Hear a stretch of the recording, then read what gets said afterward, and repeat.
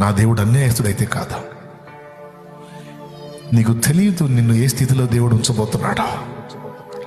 నీకు తెలియదు నిన్ను దేవుడు ఏ విధంగా నిలబెట్టబోతున్నాడా. అది జరిగిన నాడు నీకు అర్థమైంది నేను చెప్పింది ఏందో.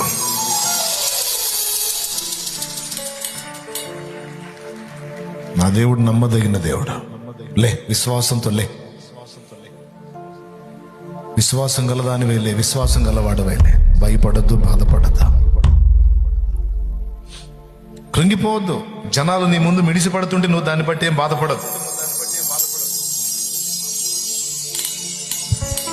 జనాలు నీ ముందు హడావుళ్ళు చేస్తుంటే నువ్వు ఓకే ఓకే దేవా నీకే స్తోత్రం అనుకొని కరెక్టేలే అయ్యా, నేను తగిన వాడిని కాదు, తగిందని కాదు అనుకుంటా ఉండు. నువ్వు అంతే. నిన్ను చూసి మిడిసిపడేవాడు పడని వదిలేసాను. సంతోషంగా చిరునవ్వుతో తిరిగాను.